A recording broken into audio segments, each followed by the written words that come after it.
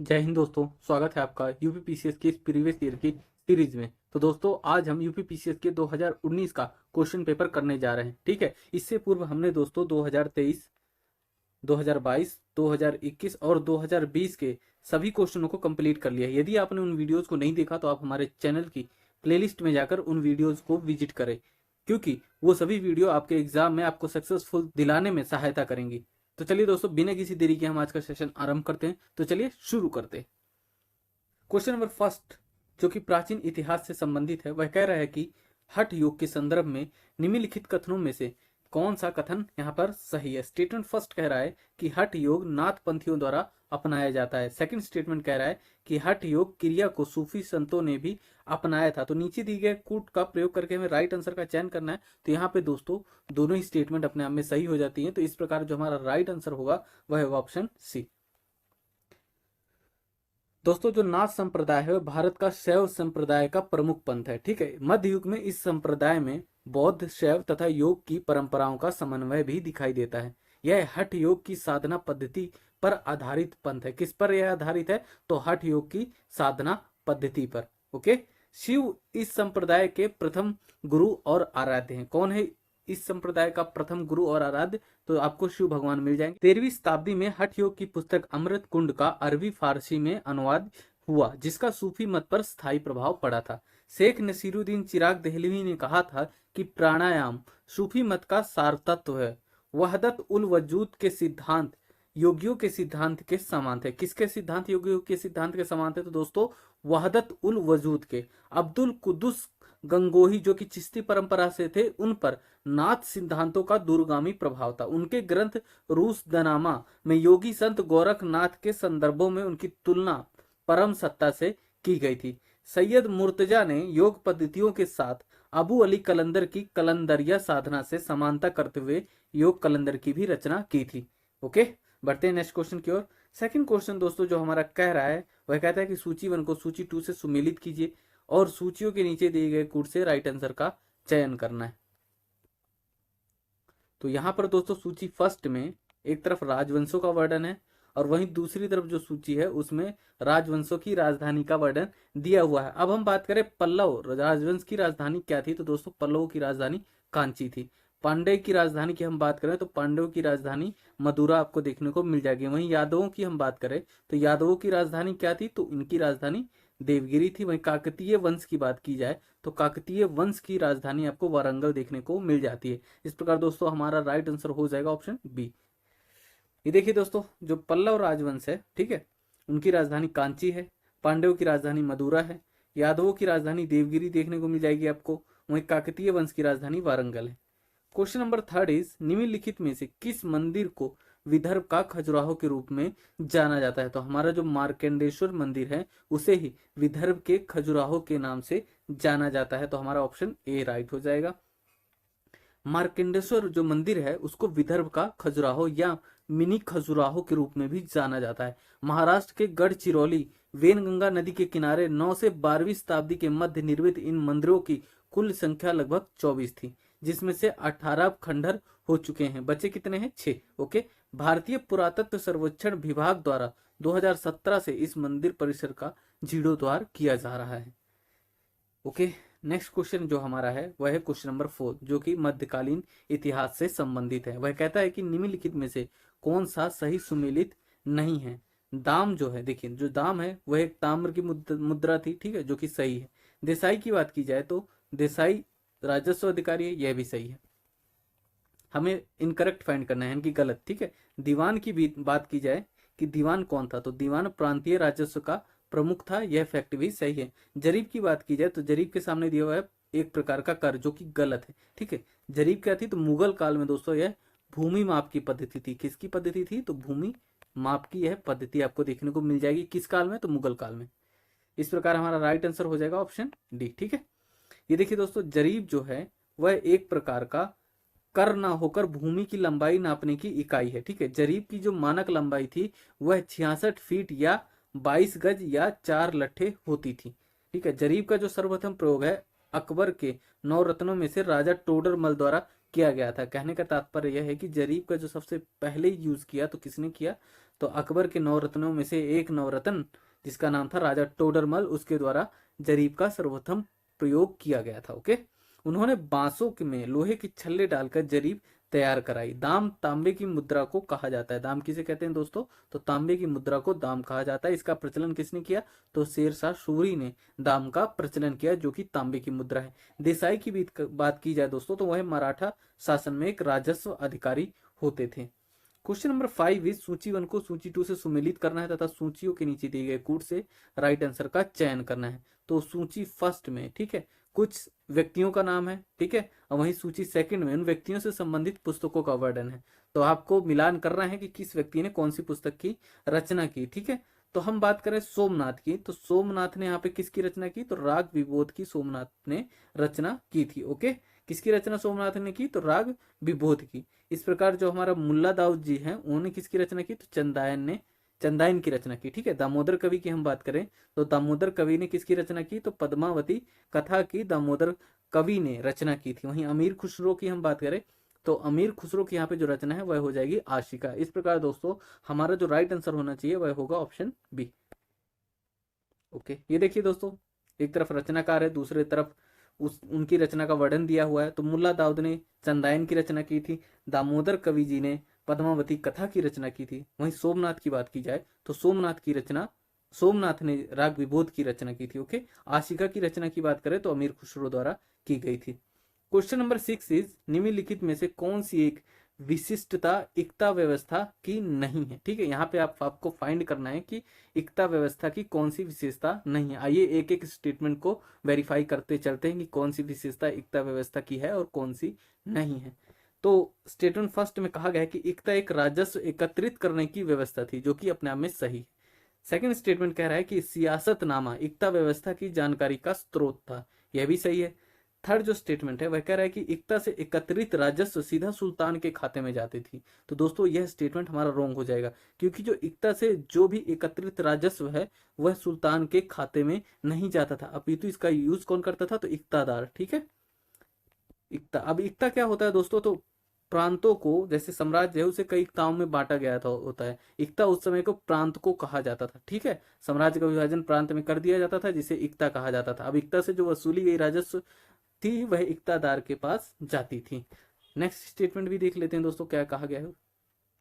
देखिए दोस्तों, option D जो है उसमें कहा गया कि मुक्ति को इक्ता से एकत्रित राजस्व से सैनिक रखने पड़ते थे। यानी कि इक्ता में कौन होता था, मुक्ति होता था। ठीक है, जिसे इक्ता से प्राप्त जो राजस्व है उसके खर्च से सैनिकों को रखना पड़ता था। ओके, आइए एक्सप्लेनेशन देखते हैं। भारत में जो इक्ता व्यवस्था है उसकी शुरुआत किसने की, तो इल्तुतमिश ने की थी। इल्तुतमिश ने अपने राज्य को कई भूखंडों में विभाजित किया, इनकी कई प्रांतों में विभाजित किया था जिन्हें इक्ता कहा जाता था। इसके अधिकारी इक्तादार कहलाते थे, जैसा कि मैंने आपको पहले बता दिया है। क्या कहलाते थे इसके अधिकारी, तो इक्तादार कहलाते थे। इन्हें अपनी इक्ता से राजस्व एकत्रित करा अपने प्रशासनिक और सैन्य खर्च को रख कर शेष राजस्व सुल्तान को देना होता था। कहने का तात्पर्य यह है कि इक्ता से जो प्राप्त आय है वह सीधा सुल्तान के खाते में नहीं जाते थे। वहीं निजाम उल मुल्क की जो पुस्तक है, किसकी पुस्तक, तो निजाम उल मुल्क की। ठीक है, पुस्तक का नाम क्या है, सियासतनामा, में इक्ता व्यवस्था का विस्तार से विवरण भी देखने को मिलता है।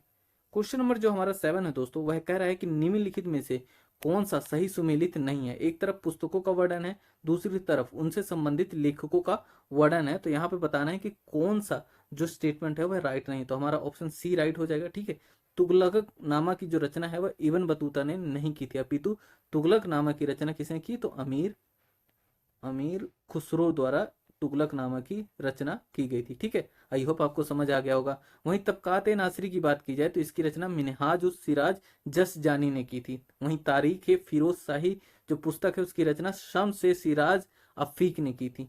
हुमायूं नामा की रचना गुलबदन बेगम ने की थी।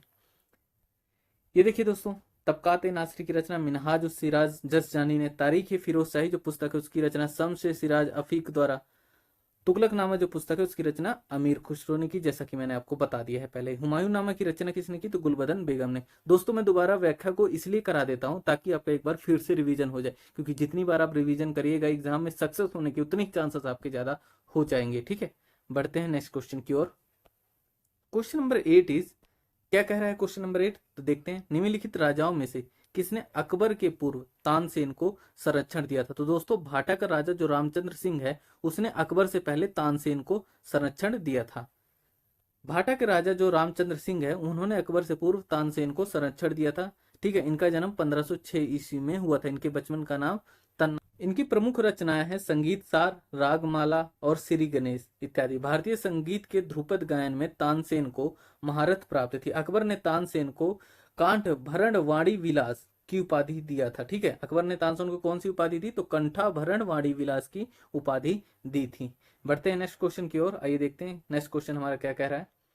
क्वेश्चन नंबर 9 इज मनसबदारी व्यवस्था के संदर्भ में कौन सा कथन यहाँ पर सही है? स्टेटमेंट फर्स्ट कह रहा है कि मनसबदारी व्यवस्था राज्य के कुलीन वर्ग से संबंधित थी जिसे अकबर ने प्रारंभ किया था। तो हमारा फर्स्ट स्टेटमेंट सही है। ठीक है, सेकंड स्टेटमेंट जो कह रहा है कि मनसबदारी का पद पैतृक था। दोस्तों इसका पद पैतृक नहीं था, आपको यह याद रखना है कि वंशानुगत पद नहीं था मनसबदार का। तो इस प्रकार जो हमारा राइट आंसर होगा दोस्तों, क्योंकि हमें सही आंसर का फाइंड करना है, तो ऑप्शन ए हमारा सही हो जाएगा।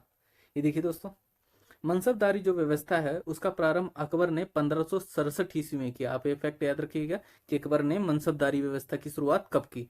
यह व्यवस्था राज्य के कुलीन वर्ग से संबंधित थी। मनसबदारी व्यवस्था वंशानुगत नहीं थी, जैसा कि मैंने आपको अभी पहले बताया। मनसबदारों का जो स्थानांतरण होता था, ठीक है, क्या होता था मनसबदारों का? तो स्थानांतरण होता था, इनकी ट्रांसफर होता था। यह व्यवस्था चंगेज खां की दार्शनिक प्रणाली के आधार पर की गई थी। यानी कि जो यह व्यवस्था है, मनसबदारी जो व्यवस्था है, उसको अकबर ने किस प्रणाली से प्रभावित होकर शुरुआत की? तो चंगेज खां की जो दार्शनिक प्रणाली है उसको आधार बनाकर अकबर ने इस व्यवस्था की शुरुआत की थी। नेक्स्ट क्वेश्चन देखते हैं दोस्तों। क्वेश्चन नंबर 10 इज, नीचे दो कथन दिए गए हैं जिसमें से एक को कथन कहा गया तथा दूसरे को कारण कहा गया है। कथन में कहा गया है दोस्तों कि अकबर ने शेर शाह की तरह राज्य के सिक्कों के प्रचलन को नियमित करने का प्रयत्न किया था। कारण में कहा गया है कि शेर शाह की मुद्रा पद्धति के समान अकबर के समय में ताम्र का जो प्रमुख सिक्का था वह कौन था? दाम था। तो दोस्तों नीचे दिए गए कोट से राइट आंसर का चयन करना है। तो दोस्तों यहाँ पर जो राइट आंसर होना चाहिए वह होगा ऑप्शन बी, क्योंकि कथन और कारण दोनों ही यहाँ पर सही हैं, परंतु जो कारण है वह कथन की सही व्याख्या नहीं कर रहा। ओके, आइए एक्सप्लेनेशन देखते हैं।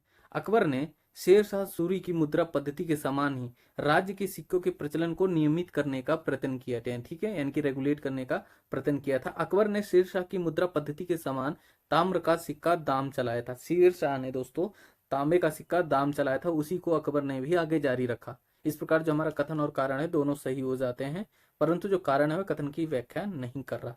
क्वेश्चन नंबर 11 इज, निम्नलिखित युद्धों को कालानुक्रम में व्यवस्थित कीजिए और नीचे दिए गए कोट में से ही सही उत्तर का चयन करना है। तो ठीक है, फर्स्ट में देखकर सरनाल का युद्ध, सेकंड में बिलग्राम का युद्ध, थर्ड में धर्मत का युद्ध, फोर्थ में जजाऊ का युद्ध। तो यहाँ पे दोस्तों जो हमारा राइट आंसर होगा वह होगा ऑप्शन ए। ठीक है, क्योंकि बिलग्राम का जो युद्ध है वह 1540 में लड़ा गया था। ठीक है, वहीं सरनाल की युद्ध की हम बात करें तो 1572 में लड़ा गया।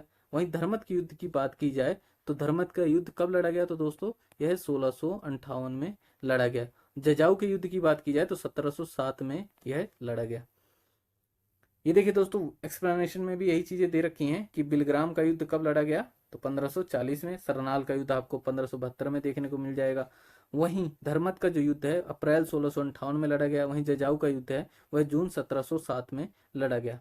क्वेश्चन नंबर 12 इज, निम्नलिखित स्मारकों को कालानुक्रम में व्यवस्थित कीजिए तथा नीचे दिए हुए कूटों में से सही उत्तर का चयन करना है। तो यहाँ पे कुछ स्मारक दिए हुए हैं, ठीक है, उनको कालानुक्रम में अरेंज करना है कि किसका निर्माण पहले हुआ है और किसका बाद में। तो यहाँ पे दोस्तों जो राइट आंसर होगा ऑप्शन बी हो जाएगा।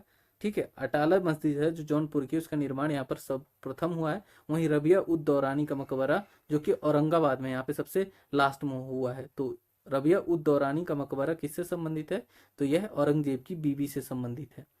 औरंगजेब की जो वाइफ है उनसे संबंधित है। ओके, देखिए दोस्तों, जौनपुर स्थित अटाला मस्जिद का निर्माण कब हुआ? तो 1408 ईस्वी में इब्राहिम शाह सरकी ने करवाया। किसका निर्माण? तो अटाला मस्जिद का निर्माण। ठीक है, शेर शाह सूरी के मकबरे का निर्माण सासाराम बिहार में शेर शाह की मृत्यु के 3 माह बाद 16 अगस्त 1545 को पूर्ण हुआ था। वहीं हुमायूं के मकबरे की बात करें तो यह कब बना? 1570 ईस्वी में बना। और कहाँ बना? तो दिल्ली में। ठीक है, हुमायूं का मकबरा आपको दिल्ली में देखने को मिल जाएगा। इसका निर्माण दोस्तों हुमायूं की रानी हमीदा बानो बेगम ने कराया था। ठीक है। हुमायूं का मकबरा का निर्माण किसने कराया? तो हुमायूं की जो रानी थी, उन रानी जिनका नाम हमीदा बानो बेगम था, उन्होंने हुमायूं के मकबरे का निर्माण करवाया था। रबिया उद दौरानी का जो मकबरा है दोस्तों, जिसे हम बीबी के मकबरे के नाम से भी जानते हैं, वह महाराष्ट्र के औरंगाबाद में स्थित है, जिसे 1651 से लेकर 1661 के दौरान बनवाया गया था। इसे ताजमहल की फूहड़ नकल भी कहा जाता है। इस फैक्ट को भी याद रखना, क्योंकि एग्जाम में पूछ सकता है कि ताजमहल की फूहड़ नकल किसे कहा जाता है। तो वह किसे कहा जाएगा? तो रबिया उद दौरानी का मकबरा, जिसे बीबी के मकबरा के नाम से भी जाना जाता है। क्वेश्चन नंबर जो हमारा 13 है, वह किससे संबंधित है दोस्तों? तो वह आधुनिक भारत से संबंधित है, जिसमें कहा गया है कि सूची 1 को सूची 2 से सुमेलित कीजिए और सूचियों के नीचे दिए गए कूटों से राइट आंसर का चयन करना है। तो दोस्तों इलाहाबाद की जो संधि की हम बात करें, तो इलाहाबाद की संधि आपको कब हुई है? तो यह 1765 में होती है। मंगलोर की हम संधि की बात करें तो मंगलोर की संधि 1784 में कंप्लीट हुई थी। सालबाई की संधि की हम बात करें तो आपको सालबाई की संधि 1782 में देखने को मिल जाएगी, और मद्रास की जो संधि है वह दोस्तों 1769 में देखने को मिल जाएगी। इस प्रकार दोस्तों हमारा ऑप्शन सी राइट हो जाएगा। ठीक है, ये देखिए दोस्तों, जो इलाहाबाद की संधि है कब हुई? 1765 में होती है, और किनके मध्य होती है यह भी आप जान लीजिए, यह अंग्रेज और शाह आलम टू के मध्य होती है। शाह आलम टू कौन थे? तो उस समय के मुगल शासक थे। ठीक है, मंगलोर की संधि दोस्तों 1784 में होती है। ठीक है, मंगलोर की संधि 1784 में होती है, और किनके मध्य होती है? तो अंग्रेज व टीपू सुल्तान के मध्य होती है। अब मंगलोर की संधि किसका परिणाम था? तो यह सेकंड जो आंग्ल मैसूर वार है, ठीक है, आंग्ल मैसूर वार है, मैसूर जो वार था उसकी समाप्ति होती है किससे? तो मंगलोर की संधि से। अब बात की जाए सालबाई की संधि से, जो कि 1782 में घटित हुई, किनके मध्य हुई? तो अंग्रेज व मराठों के मध्य हुई। अब फर्स्ट आंग्ल मराठा के बाद जो फर्स्ट आंग्ल मराठा वार जो है, ठीक है, उसके उपरांत यह संधि कंप्लीट हुई थी। ठीक है, इस संधि के तहत फर्स्ट आंग्ल मराठा वार रुका था। अब बात करें मद्रास की संधि की, तो 1769 में कंप्लीट हुई है। ठीक है, और ये किनके मध्य हुई है? तो अंग्रेज व हैदर अली के मध्य कंप्लीट हुई थी। अब मद्रास की संधि किसका परिणाम था? तो यह फर्स्ट आंग्ल मैसूर वार का परिणाम था। ठीक है, आंग्ल मैसूर वार। दोस्तों यहाँ दिख नहीं रहा, मैं आप बोल दे रहा हूँ कि जो मद्रास की संधि है फर्स्ट आंग्ल मैसूर वार को इसने खत्म किया था, और यह संधि 1769 में कंप्लीट हुई थी। ओके, आगे बढ़ने से पहले थोड़ा इरेज कर दिया जाए।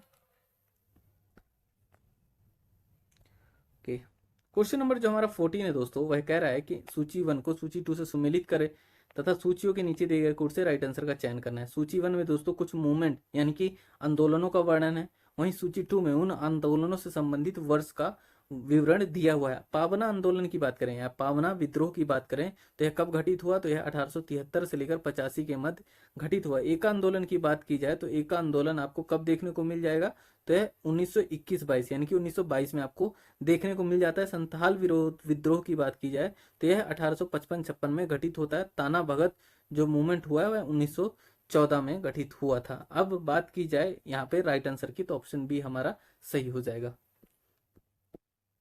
देखिए दोस्तों, जो पावना विद्रोह है वह कहाँ हुआ? तो बंगाल में घटित हुआ था। और कब घटित हुआ? तो 1873 से लेकर 1885 के मध्य यह घटित हुआ था। इस विद्रोह का जो कारण था दोस्तों, वह जमींदारों द्वारा की गई लगान वृद्धि थी। ठीक है, इस विद्रोह को बंकिम चंद्र चटर्जी, सॉरी टंग फिसल रही है, बंकिम चंद्र चटर्जी और रमेश चंद्र दत्त ने सहयोग दिया था। ओके, एक आंदोलन की बात करें तो एक आंदोलन कब घटित हुआ? तो यह 1921-22 में घटित होता है, और यह अवध के किसानों ने चलाया था। इसके जो प्रमुख नेता थे दोस्तों, वह कौन थे? तो मदारी पासी और सहरेब। ठीक है, एक आंदोलन के जो प्रमुख नेता थे या एक आंदोलन को जो नेतृत्व कर रहे थे, उनका नाम था मदारी पासी और सहरेब। आंदोलन का जो कारण था दोस्तों, वह अत्यधिक लगान था एक तो, और गैर कानूनी रूप से किसानों से खेत छीनना था। ठीक है, संथाल विद्रोह की बात करें तो यह 1855-56 में घटित होता है।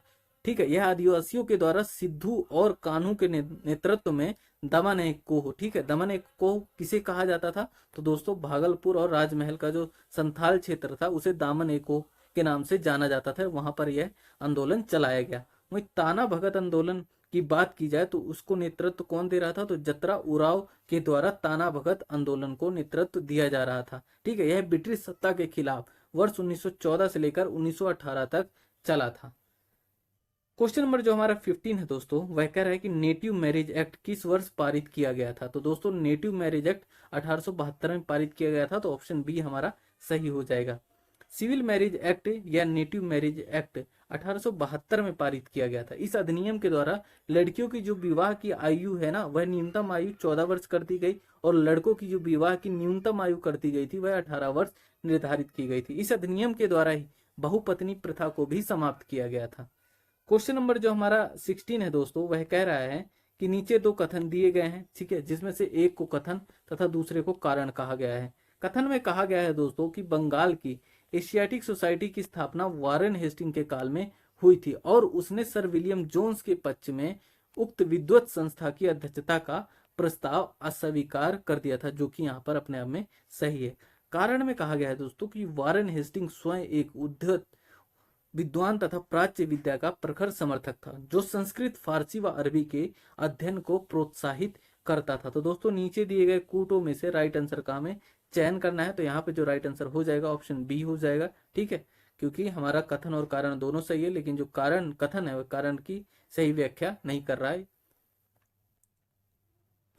देखिए दोस्तों, बंगाल में जो एशियाटिक सोसाइटी है, ठीक है, बंगाल में जो एशियाटिक सोसाइटी थी जिसकी स्थापना गवर्नर जनरल वारेन हेस्टिंग के कार्यकाल में कब हुई, तो 1784 में हुई और सर विलियम जोन्स ने की थी, ठीक है। हेस्टिंग ने विलियम जोन्स के पक्ष में संस्था की अध्यक्षता के प्रस्ताव को अस्वीकार कर दिया था। वारेन हेस्टिंग जो थे उनका कार्यकाल कब से कब तक था दोस्तों, तो वारेन हेस्टिंग का जो कार्यकाल था 1772 से लेकर 1785 तक था और ये बंगाल के फर्स्ट गवर्नर जनरल थे। क्या थे? First governor general of Bengal थे, ठीक है, ऑफ बंगाल। कौन था? तो वारेन हेस्टिंग, ठीक है। भारत में प्रथम गवर्नर जनरल था, लेकिन ये भारत का नहीं था, ठीक है, बंगाल का ही प्रथम गवर्नर जनरल चुना गया था, क्योंकि इस समय ईस्ट इंडिया कंपनी का पूरे भारत में कंट्रोल नहीं था, ठीक है। भारत का जो प्रथम गवर्नर जनरल होगा दोस्तों, उसका क्या नाम है? उसका नाम होगा विलियम, ठीक है, विलियम बेंटिंग, ठीक है। यदि आपसे क्वेश्चन पूछा जाए कि बेंटिंग, ठीक है, यदि आपसे क्वेश्चन पूछा जाए कि बंगाल का प्रथम गवर्नर जनरल कौन था, तो आपको बताना है वह वारेन हेस्टिंग था, ठीक है। यदि आपसे क्वेश्चन पूछ ले कि भारत का गवर्नर जनरल फर्स्ट कौन था, तो वह विलियम बेंटिंग था, वारेन हेस्टिंग नहीं होगा, ठीक है। भारत का पूछे तो विलियम बेंटिंग याद रखिएगा, बंगाल का पूछे तो वारेन हेस्टिंग याद रखिएगा, ओके। इसके अलावा दोस्तों जो वारेन हेस्टिंग था वह एक प्राच्य विद्वान भी था, जो प्राच्य विद्या का प्रखर समर्थक तथा संस्कृत, उर्दू और फारसी के अध्ययन को प्रोत्साहित करता था। उसने चार्ल्स विलिकन्स के गीता के प्रथम अनुवाद की प्रस्तावना लिखा। आपको यह याद रखना है कि भगवत गीता का अंग्रेजी में प्रथम अनुवाद किसने किया, तो चार्ल्स विलिकन्स ने किया। और इस भगवत गीता जो कि अंग्रेजी में अनुवादित की गई थी, उसकी प्रस्तावना किसने लिखी, तो इसी वारेन हेस्टिंग ने ही लिखी थी। यह फैक्ट भी आप याद रखिएगा। क्वेश्चन नंबर जो 17 है वह हमारा कह रहा है कि निम्नलिखित घटनाओं को कालानुक्रम में अरेंज कीजिए तथा नीचे दिए गए कूट से राइट आंसर का चयन करिए। फर्स्ट में पूना पैक्ट दिया है, सेकंड में गांधी इरविन समझौता, थर्ड में क्रिप्स मिशन, फोर्थ में सविनय अवज्ञा आंदोलन। तो दोस्तों पूना पैक्ट 1932 में होता है, ठीक है, गांधी इरविन समझौता 1931 में होता है, क्रिप्स मिशन की बात करें तो 1942 में होता है और सविनय अवज्ञा आंदोलन 1930 में आपको देखने को मिल जाता है। तो इस प्रकार दोस्तों हमारा राइट आंसर ऑप्शन सी हो जाएगा, ठीक है।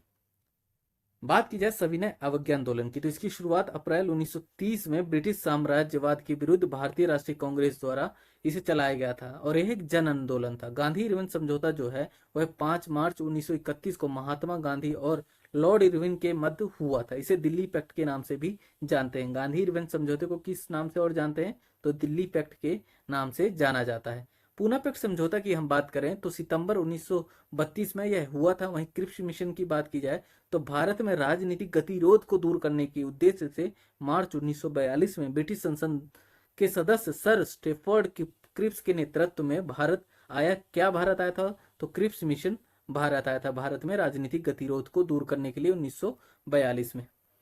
क्वेश्चन नंबर 18 इज असैनिक प्रशासन 1905 के संदर्भ में कौन सा कथन यहाँ पर सही है।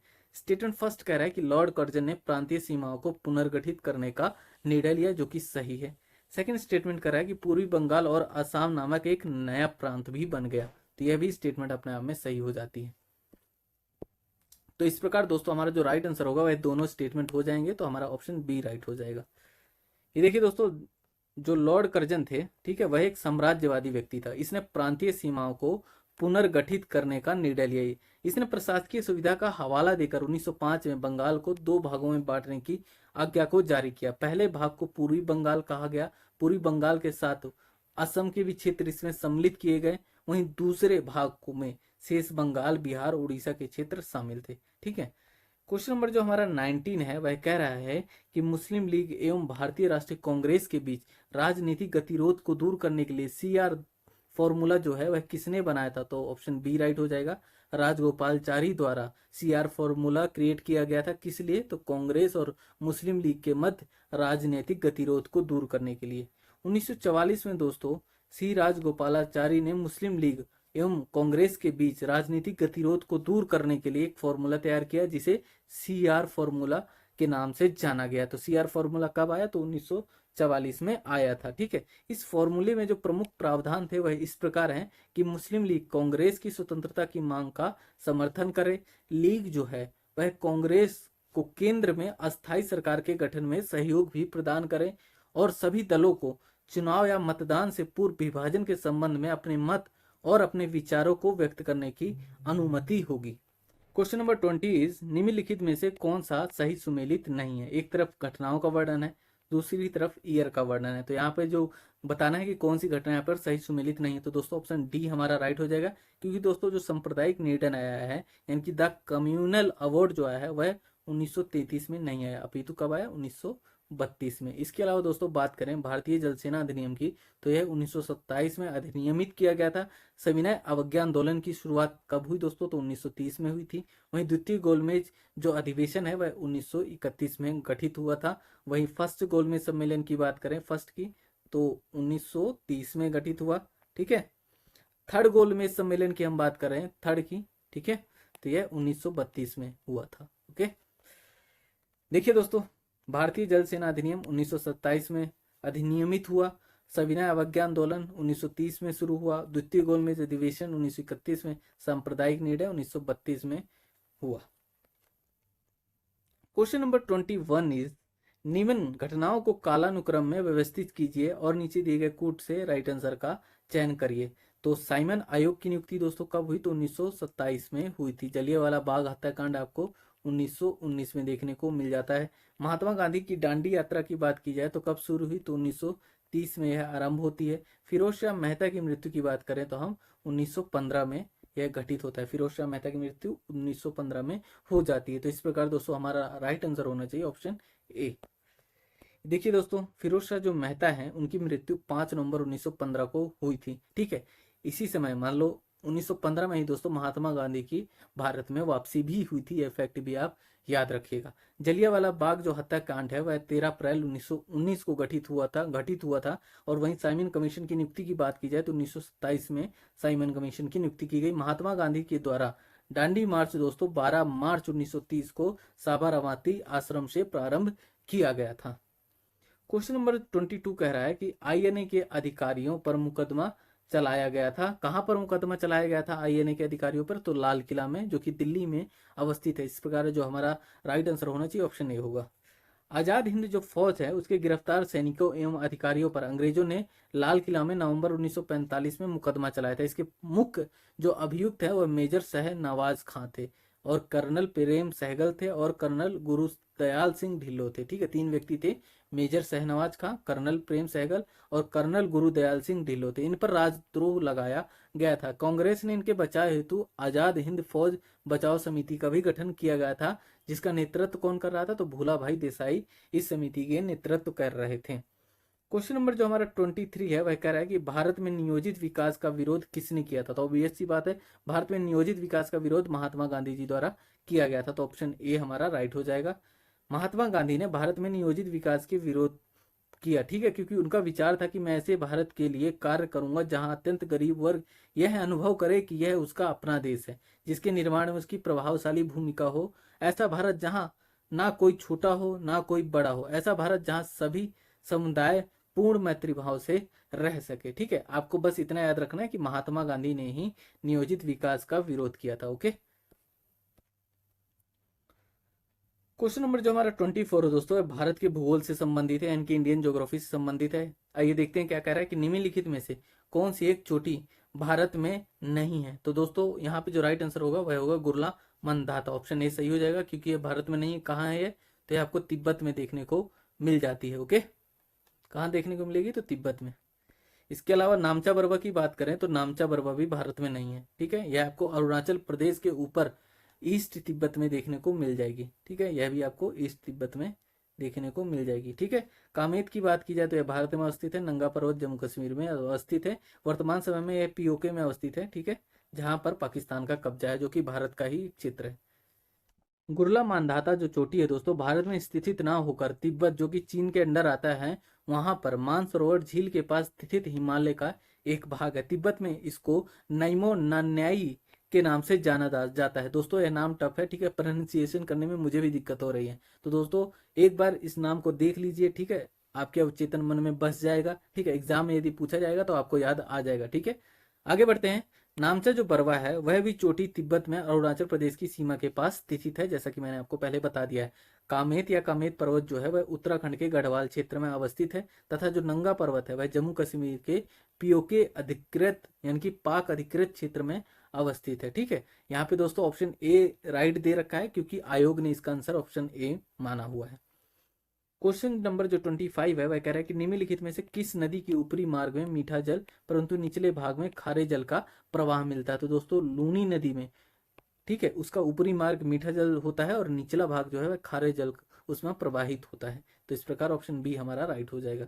देखिए दोस्तों, लूनी नदी का जो ऊपरी मार्ग है उसमें मीठा जल मिलेगा आपको, और निचले भाग में दोस्तों आपको खारे जल का प्रवाह मिल जाएगा। यह राजस्थान के अजमेर जिले के दक्षिण पश्चिम में अरावली श्रेणी में स्थित नागा पर्वत से निकलती है तथा कच्छ के रण में विलुप्त हो जाती है।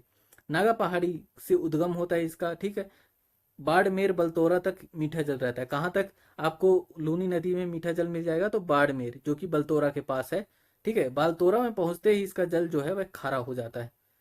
क्वेश्चन नंबर जो हमारा 26 है वह कह रहा है कि मोरीबंद डेल्टा निम्नलिखित में से किस डेल्टा का उपविभाग है? तो दोस्तों यह बंगाल डेल्टा का ही उपविभाग है। तो ऑप्शन सी हमारा राइट हो जाएगा।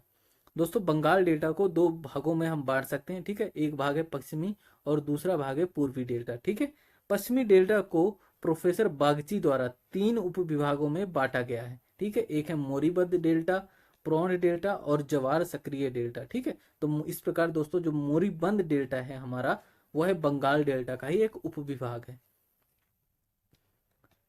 क्वेश्चन नंबर जो हमारा दोस्तों 27 है वह कह रहा है कि मध्य भारत में स्थित पहाड़ियों का पश्चिम से पूर्व निम्नलिखित में से कौन सा क्रम यहाँ पर सही है? तो ऑप्शन बी हमारा सही हो जाएगा। ठीक है, क्योंकि यहाँ पे आपको सतपुड़ा जो पर्वत है वह सबसे वेस्ट में देखने को मिल जाएगा, वहीं छोटा नागपुर जो पर्वत है वह सबसे ईस्ट में आपको देखने को मिल जाएगा। इस प्रकार दोस्तों मध्य भारत में स्थित पहाड़ियों का पश्चिम से पूर्व का जो क्रम है वह इस प्रकार है। सतपुड़ा, सतपुड़ा के ईस्ट में आपको महादेव देखने को मिलेगा, महादेव के ईस्ट में मैकाल देखने को मिल जाएगा, और मैकाल पर्वत के ईस्ट में ही छोटा नागपुर पर्वत आपको देखने को मिल जाएगा। क्वेश्चन नंबर 28 इज, नीचे दो कथन दिए गए हैं जिसमें से एक को कथन तथा दूसरे को कारण कहा गया है। कथन में कहा गया है कि भारत में सर्वाधिक सघनता वाला भूकंपीय क्षेत्र हिमालय क्षेत्र में स्थित है, जो कि सही है। कारण में कहा गया कि हिमालय में कई अनुदैर्घ्य उत्क्रम क्षेत्र अवस्थित है, यह भी सही है। इस प्रकार दोस्तों जो हमारा राइट आंसर होना चाहिए वह होगा ऑप्शन ए। ठीक है, क्योंकि कथन तथा कारण दोनों यहाँ पर सही है, तथा कारण जो है वह कथन की सही व्याख्या भी कर रहा है। ये देखिए ऑप्शन ए हमारा राइट है। देखिए दोस्तों जो भूकंप है पृथ्वी की ऊपरी सतह पर विवर्तनिकी गतिविधियों से उत्पन्न ऊर्जा के कारण उत्पन्न होते हैं। आखिर कैसे भूकंप उत्पन्न होते हैं दोस्तों? तो पृथ्वी का जो ऊपरी सतह है वहां पर टेक्टोनिक जो गतिविधियां होती रहती हैं, यानी कि विवर्तनिकी जो गतिविधियां होती हैं, उनसे जो उत्पन्न ऊर्जा होती है उसके कारण भूकंप उत्पन्न होते हैं। भारतीय मानक ब्यूरो ने देश के संपूर्ण भूकंप क्षेत्र को नवीन मानकों जिसमें मॉडिफाइड मर्केली इंटेंसिटी स्केल में 5 से घटाकर 4 भूकंपीय जोन में बांटा है। इसमें दोस्तों जोन 1-2 को मिला दिया गया है। ठीक है, देखिए पहले भारत को 5 भूकंप जोनों में डिवाइड किया जाता था। ठीक है, लेकिन अब 4 भूकंप जोनियों में इस भारत को बांटा जाता है। ठीक है, ऐसा इसलिए क्योंकि भूकंप जोन जो फर्स्ट एंड सेकंड है उनको आपस में मर्ज कर दिया गया है। अब केवल भूकंप जोन 2, 3, 4, 5 क्षेत्र ही रह गए हैं। जोन जो 5 है वह अत्यधिक भूकंप तीव्रता वाला क्षेत्र होता है, और अत्यधिक तीव्रता के भूकंप सर्वाधिक कहाँ आते हैं? तो हिमालय में ही आते हैं। इसमें हिमालय का पूर्वोत्तर राज्य बिहार नेपाल का सीमावर्ती क्षेत्र, उत्तराखंड, जम्मू कश्मीर, लद्दाख, हिमालय का पंजाब क्षेत्र, अंडमान निकोबार द्वीप समूह आदि शामिल है। जो भारतीय प्लेट है दोस्तों वह उत्तर व उत्तर पूर्व दिशा में खिसक रही है, परंतु उत्तर में स्थित यूरेशियन प्लेट इसके लिए अवरोध उत्पन्न करती है। अतः इन प्लेटों के किनारे लॉक हो जाते हैं और कई स्थानों पर लगातार ऊर्जा का संग्रहण होता है।